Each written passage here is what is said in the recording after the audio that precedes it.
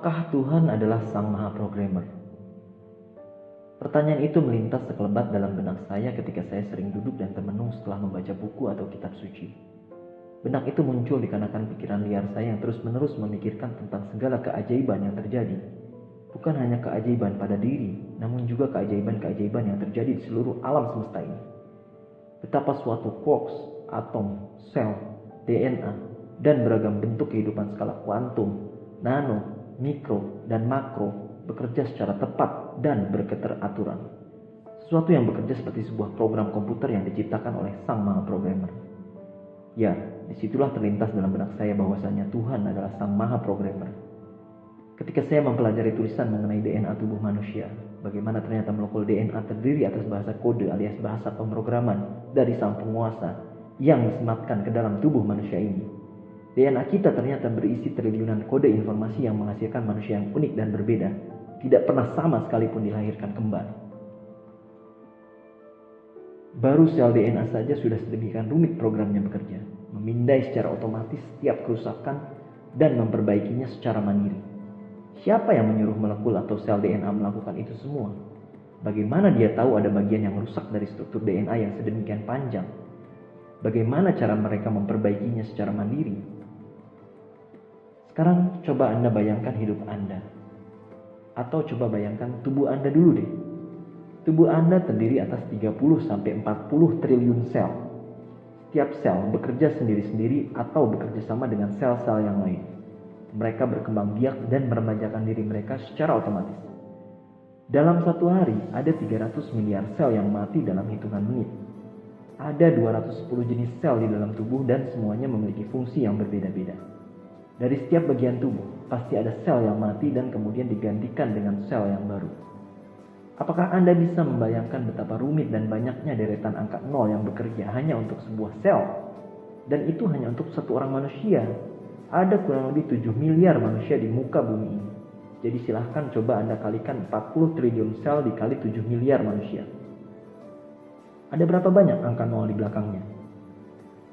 Apakah kalkulator Anda sanggup menderetkan ke semua angka 0 tersebut? Itu baru menghitung sekedar sel manusia saja. Belum kita menghitung sel yang lain seperti sel binatang, pohon, dan makhluk hidup lainnya seperti bakteri, amuba, plankton, dan makhluk bersel lainnya di muka bumi ini. Setiap sel tersebut bekerja melalui sebuah program. Siapa yang memprogram sel untuk hidup, berkembang biak, mati, lalu meremajakan diri? Ketika kita terbelalak hanya dengan mencoba menghitung jumlah sel manusia di dunia ini, maka kita pasti berpikir, Tuhan memang Sang Programmer yang maha hebat. Dia menciptakan kehidupan secara detail dan tanpa cacat. Program rancangan Tuhan memang luar biasa hebatnya. Manusia tidak akan pernah sanggup menyaingi program Tuhan. Komputer dan program paling canggih yang dibuat manusia sekalipun pasti tidak akan pernah bisa menyaingi satu sel yang sangat kecil sekali bentuknya. Baiklah, kita sudah membahas mengenai DNA dan sel dan mendapatkan fakta yang cukup mencengangkan. Sekarang kita coba bayangkan hidup kita. Kita coba masuk ke program Tuhan lainnya yang sering kita sebut sebagai nasib dan takdir manusia. Takdir adalah program Tuhan, sementara nasib adalah program manusia, namun tetap atas izin Sang Maha Pencipta. Banyak manusia yang tidak bisa membedakan antara nasib dan takdir. Nasib itu bisa dirubah oleh manusia, walaupun perubahan itu tetap harus atas seizin dari Yang Maha Kuasa. Karena Tuhan mengatakan, sesungguhnya aku tidak akan mengubah nasib suatu kaum sebelum kaum itu sendiri mengubah apa yang ada pada diri mereka. Bahasa Tuhan ini memberi isyarat, sebuah kode bahwa Dia memberikan izin dan hak kepada manusia untuk merubah nasibnya melalui apa yang ada pada diri manusia. Apa yang ada pada diri manusia? Pikiran. Baik pikiran sadar maupun bawah sadar. Jika kita ingin merubah nasib kita, maka rubah dulu pikiran kita yang 88%, yaitu pikiran bawah sadar kita. Sedangkan takdir sifatnya mutlak milik Tuhan semata. Anda lahir, menikah, mati, itu semua takdir. Mengimani dengan benar terhadap takdir bukan berarti meniadakan kehendak dan kemampuan manusia untuk berbuat. Hal ini karena kenyataan yang ada menunjukkan bahwa manusia masih memiliki kehendak untuk melakukan sesuatu sesuai kehendak manusia. Dalam pandangan psikologis, hal ini disebut sebagai free will alias kehendak bebas manusia. Kebanyakan orang memiliki pandangan yang keliru mengenai nasib. Mereka hanya pasrah kepada nasib mereka tanpa melakukan tindakan atau usaha sama sekali. Dan ini adalah suatu kekeliruan yang amat nyata. Bukankah Tuhan telah memerintahkan manusia untuk mengambil tindakan dan bekerja serta melarang kita untuk bermalas-malasan?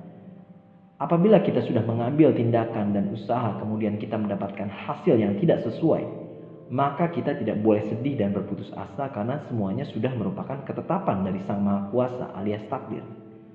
Takdir mempunyai nilai yang sangat fundamental jika kita bisa memaknai dan memahaminya dengan baik. Dan hal itu bisa menjadikan hidup kita menjadi lebih baik karena dengan penerimaan terhadap takdir, berarti kita sebagai manusia juga menerima terhadap kekuasaan Tuhan terhadap apapun yang terjadi dalam hidup kita di dunia ini. Takdir adalah bahasa program Tuhan dan itu tidak bisa diubah, sudah merupakan kepastian. Sementara kegagalan bukan merupakan takdir, namun lebih merupakan nasib.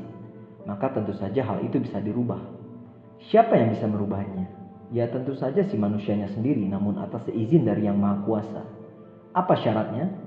Syaratnya adalah si manusia tersebut haruslah memiliki tujuan serta rancangan hidup yang jelas, mempercayai dan meyakininya, mengambil tindakan dan bekerja keras, berusaha sekuat tenaga dengan penuh dedikasi dan persistensi, dan meminta izin dari Tuhan dengan doa. Maka kita akan mampu untuk merubah nasib kita, merubah hidup kita. Tuhan sudah memberikan manusia sebuah isyarat, sebuah kode bahwa manusia mempunyai hak prerogatif untuk merubah nasibnya. Manusia memiliki hak untuk meretas nasib mereka sendiri. Harapan yang tidak sesuai dengan kenyataan seringkali diartikan sebagai kegagalan. Hampir semua manusia mengartikan suatu kegagalan sebagai kegagalan secara keseluruhan, sehingga tertutup semua akses untuk munculnya kesuksesan dalam hidup mereka. Secara tidak sadar, kontaminasi hati dan pikiran kita terhadap hal ini menghasilkan persepsi dan program di pikiran bawah sadar yang menimbulkan asumsi yang berujung pada kesimpulan bahwa kegagalan yang satu merupakan kegagalan untuk semuanya. Akhirnya manusia punya sikap untuk nyinyir kepada Tuhan, lalu mendiskreditkan Tuhan bahwa ini semua adalah hasil karya Tuhan. Anda salah besar. Kegagalan adalah hasil karya manusia dan siapapun pasti mengalaminya. Siapapun dia, pasti pernah gagal. Contohnya saja Anda, pagi ini terbangun karena mengatur alarm di ponsel Anda pada pukul 5 pagi. Dan ketika alarm di ponsel Anda tersebut berbunyi, Anda kemudian menekan tombol snooze dan kemudian tidur kembali. Anda sudah gagal pada saat itu, sesaat setelah Anda baru saja terbangun. Apakah itu kesalahan Tuhan atau kesalahan Anda? Ada perbedaan yang paling mendasar ketika terjadi kegagalan pada diri manusia, yaitu cara menyikapi kegagalan. Bagi orang-orang yang mampu berpikir dan mentransformasi bahasa program Tuhan, membedakan antara takdir dan nasib, maka kegagalan akan dianggap sebagai ujian, bahkan seringnya dianggap sebagai hikmah atau pelajaran. Karena dengan adanya kegagalan tersebut berarti Tuhan memang memiliki sifat Maha Pengasih dan Penyayang. Namun bagi orang-orang yang tidak mampu mentransformasikan bahasa program Tuhan, maka mereka akan menganggap kegagalan sebagai malapetaka atau bencana, bahkan kutukan. Bahasa Tuhan adalah bahasa yang penuh dengan keberhasilan, kesuksesan, dan kemenangan. Maka dalam bahasa Tuhan tidak ada bahasa kegagalan, kekalahan, dan ketidakberhasilan. Tuhan dengan bahasa programnya sendiri, dan manusia dengan bahasa programnya sendiri yang di dalamnya merupakan hasil rahmat dari Tuhan. Oleh karena itu, mari kita merancang kembali program kehidupan kita yang lebih baik, meretas nasib kita sendiri, dan merubah hidup Anda agar bisa menjadi lebih baik lagi ke depan.